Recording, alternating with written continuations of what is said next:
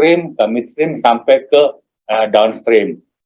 Dan juga fasilitas kami juga sangat lengkap, udah ada infrastruktur termasuk pembangkit dengan kapasitas sampai dengan 890 megawatt untuk mendukung kebutuhan listrik dari seluruh pabrik-pabrik yang beroperasi di Pulau Obi kami. Tentunya karena ini perusahaan tambang, tentu kami juga fokus kepada komitmen untuk bagaimana menjaga lingkungan dan tetap patuh kepada semua aturan-aturan terkait dengan ESG. Next. Nah, ini adalah sedikit milestone kalau Bapak Ibu lihat bahwa kami mulai operasi bisnis nikel ini tidak dalam waktu berapa tahun, tapi udah balik kepada awal-awal tahun 2006-2007 di mana kami mulai mendapat izin penambangan di lokasi Obi. Pada saat itu tentu banyak berpikir, ada waktu kami masuk ke Obi ini untuk beli tambang nikel, banyak berpikir kenapa nggak masuk ke tambang batu bara. Tapi that's what we are now, karena dengan mengambil satu izin eksplorasi atau izin IUP ya, nikel di Obi ini kami bisa sebesar ini seperti saat ini. Kami mulai membangun, mulai melakukan penambangan, dan pada akhir 2014 kami memutuskan untuk ekspansi, melakukan hilirisasi dengan membangun satu smelter nikel pertama, yang bernama PT MSP Mega Surya Pertiwi, yang telah berproduksi mulai dari awal 2017 dengan kapasitas output sebesar 25.000 metal ton per tahun. Ini merupakan smelter pertama ferronikel kami dengan 4 production line RKF. Selanjutnya 2018 kami ekspansi lebih lanjut, joint venture dengan Legend dari China untuk membangun proyek HPAL pertama di Indonesia di tahun 2018 ini. Terus terang ini adalah satu tantangan yang luar biasa buat Harita karena HPAL ini dikenal sebagai teknologi yang sangat challenging dan sangat susah. Banyak proyek-proyek HPAL di dunia itu yang gagal, dan kami kebetulan, puji Tuhan, proyek ini bisa berhasil dengan baik, dan pada saat 2021 kami mulai produksi HPAL dalam bentuk MHP dengan kapasitas output 37.000 ton per tahun. Tapi sebelumnya di 2020 kami mendapat status proyek strategis nasional untuk kawasan industri Obi dari pemerintah Republik Indonesia. Kemudian kami ekspansi lebih lanjut, 2021 kami mulai membangun tahap 2 dari HPAL kami. Tahap 1 itu adalah 2 production line, tahap 2 ini adalah 1 production line yang mulai operasi atau konstruksi pada 2021. Kami juga mulai membangun smelter kedua kami atas nama PT Halmahera Jaya Ferronikel di 2021. 2022 untuk menambah cadangan kami akuisisi 1 tambang atas nama PT GPS sebesar 70% saham di GPS. Kami juga pada akhir 2022 menyelesaikan pembangunan 2 line dari 8 jalur produksi RKF di HJF pada akhir tahun 2022. 2023 kami telah menyelesaikan total 5 jalur, dan bulan April 2023 kami IPO, dan di April juga kami mulai produksi uji coba nikel sulfat yang pertama di Indonesia, dan juga dengan kapasitas sebesar 240.000 metric ton, merupakan kapasitas produsen nikel sulfat yang terbesar bahkan di dunia. Selanjutnya untuk 2023 sampai akhir tahun ini, kami akan menyelesaikan pembangunan 3 jalur produksi dari RKF PT HJF, dan pada saat akhir Mei kemarin atau awal Juni ini, 3 line yang dari total 8 sudah selesai konstruksinya juga. Kami juga akan uji coba untuk produksi kobalt sulfat yang merupakan turunan lebih lanjut dari MHP. Dan akan juga mulai proyek RKF PT KPS yang akan lanjut dengan proyek stainless steel di kemudian hari. Next. Nah, ini adalah gambaran dikit buat Bapak Ibu. Ini adalah industri yang kami lakukan di Pulau Obi dari upstream, midstream, sampai downstream. Bapak Ibu bisa lihat di upstream, di proses penambangan, kami mengolah tambang kami menghasilkan 2 produk, yaitu saprolite dan limonite. Awalnya kami hanya mengambil saprolite karena limonite belum ada teknologi yang cocok untuk memproses menjadi MHP. Kebanyakan juga pabrik-pabrik RKF atau ferronikel masih melakukan limonite ini sebagai overburden atau waste karena tidak bisa diproses lebih lanjut. Tapi keunggulan kami mengambil saprolite untuk diproses menjadi ferronikel, sedangkan limonite yang berkadar rendah nikelnya itu kami proses dengan teknologi HPAL menjadi mixed hydroxide precipitate, dan kemudian kami lanjutkan juga untuk diproses lebih lanjut menjadi nikel sulfat dan kobalt sulfat.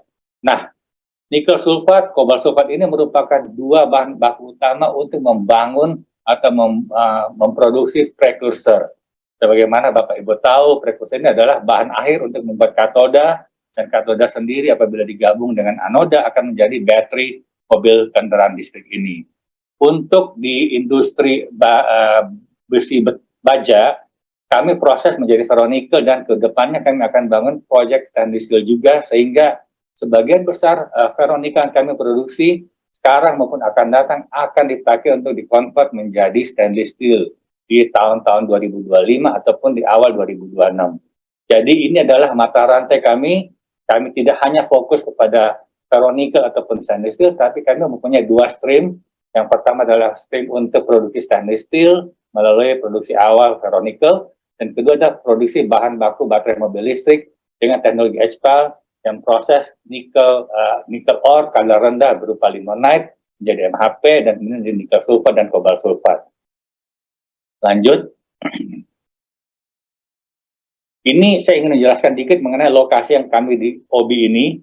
Lokasinya ada di bagian barat Pulau Obi, dan kalau Bapak Ibu lihat, lokasinya sangat strategis di pinggir pantai sehingga mempunyai jarak yang bagus untuk akses ke pembeli-pembeli produk nikel di China, Korea, Jepang di utara dari Indonesia. Tapi juga melihat tambang kami dan processing plant kami itu sangat berdekatan satu sama lain, terutama di wilayah TBP dan GPS ini, sehingga sangat memberikan efisiensi dalam hal production cost, khususnya untuk transportasi bahan baku ke processing plant kami. Oke, lanjut. Nah, kami juga tidak lupa bahwa untuk sebagai perusahaan tambang, kami terus harus fokus juga bagaimana menjaga lingkungan, dan kami sangat patuh dan punya komitmen besar untuk penerapan ESG dan sustainability dalam operasional kami di OBI ini. Kami fokus untuk memastikan bahwa integritas dan kepatuhan kami terhadap prinsip-prinsip governance yang ada. Kami juga fokus kepada bagaimana menjaga environmental di OBI, baik itu dalam monitoring secara ketat, mutu tanah, udara, dan laut yang ada di sana. Saya tiap hari dapat foto laut dari OBI untuk memastikan bahwa tidak ada pencemaran lingkungan ataupun ada leakage dari limbah dari pabrik kami ke arah laut di Pulau Obi. Sosial, kami juga banyak melakukan hal-hal untuk membangun ekonomi yang lebih mandiri buat masyarakat di sekitar kawasan kami, dan juga bagaimana membantu peningkatan kesehatan dan juga pendidikan dari masyarakat di sana. Sampai saat ini Bapak Ibu mungkin belum tahu, tapi di sana udah beroperasi pabrik kami dengan karyawan kurang lebih 23.000 orang. Dan di sana itu sudah membangun kawasan terpadu sehingga masyarakat di sana pun dapat menerima manfaat yang luar biasa. Di OB ini belum ada listrik Bapak Ibu, jadi kami, power plant kami juga mensuplai listrik kepada desa-desa terdekat kawasan industri kami, dan juga kami membangun tower-tower telekomunikasi sehingga masyarakat di OB sana pun juga bisa menikmati fasilitas telekomunikasi 4G atau 4G. Ini adalah satu kelebihan yang kami lakukan untuk kemandirian masyarakat di sana, dan juga mendidik masyarakat di sana agar bisa mandiri, dan apa yang mereka produksi seperti padi atau beras, sayuran, buah, ikan-ikan dari laut yang mereka tangkap, itu kami absorb untuk jadi konsumsi karyawan kami sebanyak 23.000 orang di Pulau Obi. Lanjut.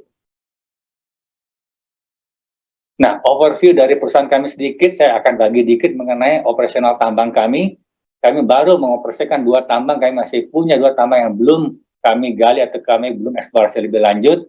Tapi kami akan melakukan eksplorasi lebih lanjut untuk JMP dan UAM ini di awal-awal tahun mendatang agar bisa menambah cadangan kami di kemudian hari. Bapak Ibu saya lihat bahwa produksi output tambang kami itu cukup signifikan. 2022 mencapai 10 juta ton nikel ore yang kami produksi, dan kami pakai sendiri sebanyak 7,7 juta. Sisanya adalah cadangan untuk tahapan tahun berikutnya.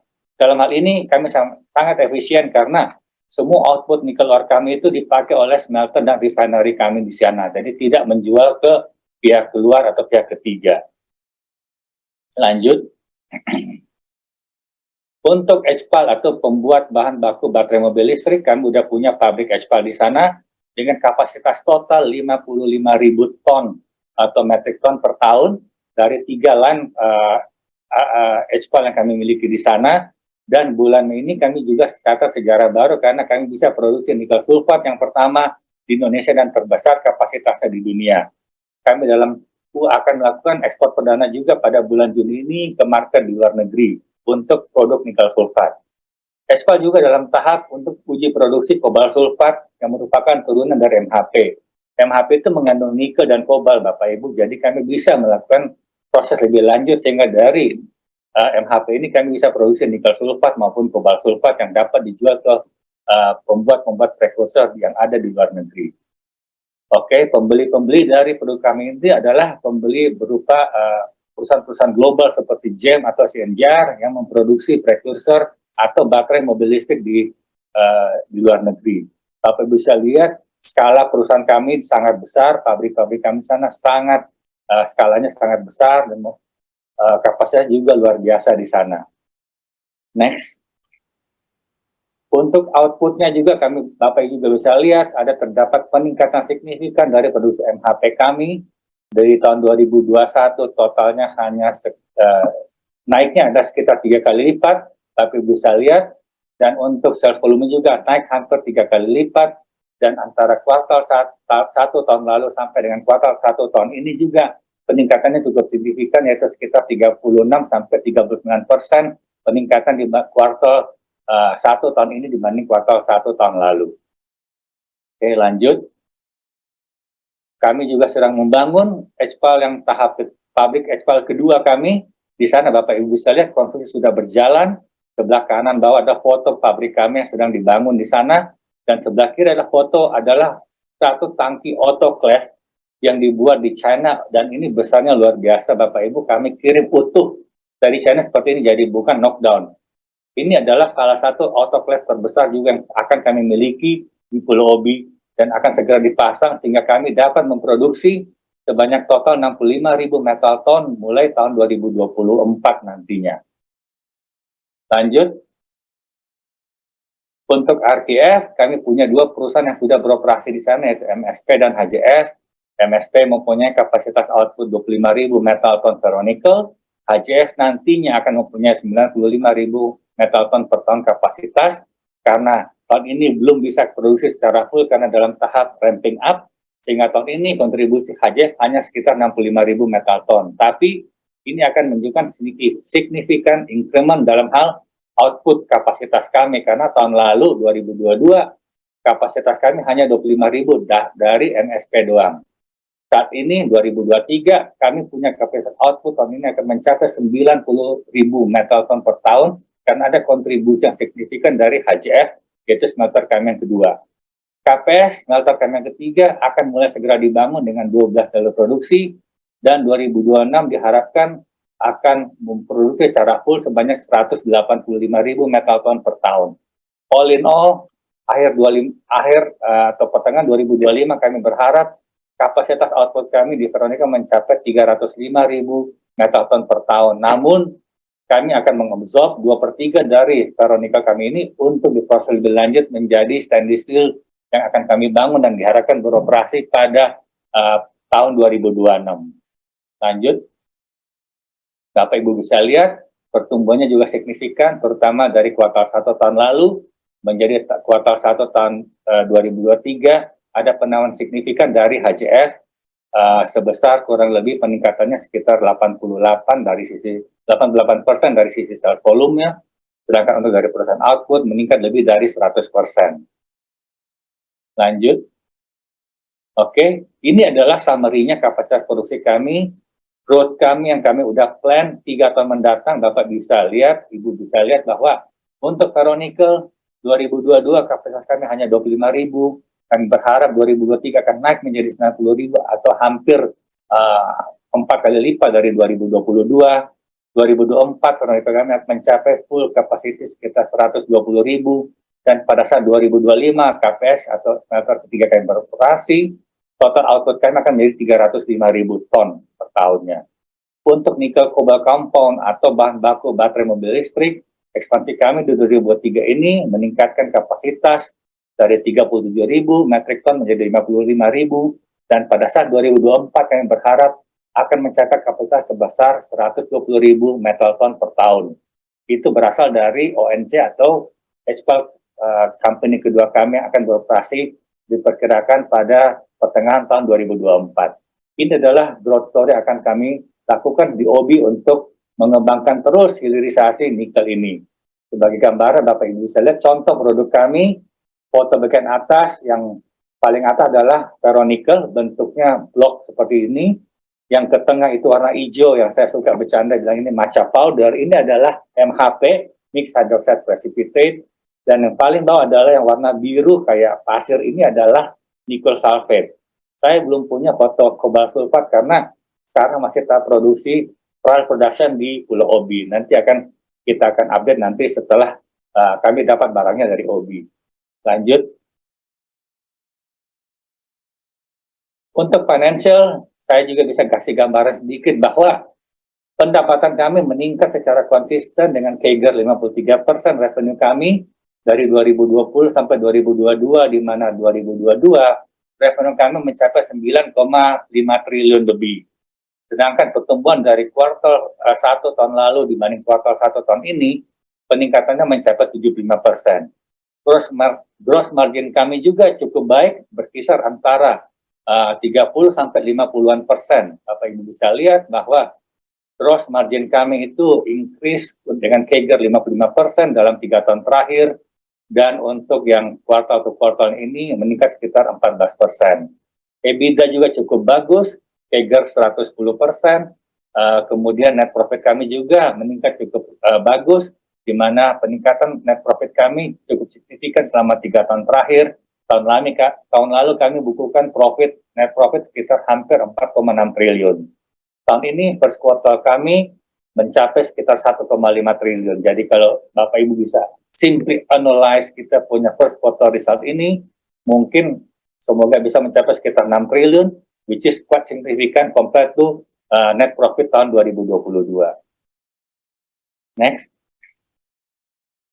Oke, dari saya itu aja. Untuk memperlihat bagaimana nikel sulfat kami akan menunjukkan satu video peresmian yang dilakukan oleh Kemenpora Marves pada beberapa minggu yang lalu di Pulau Obi. Mungkin boleh dibantu diputar.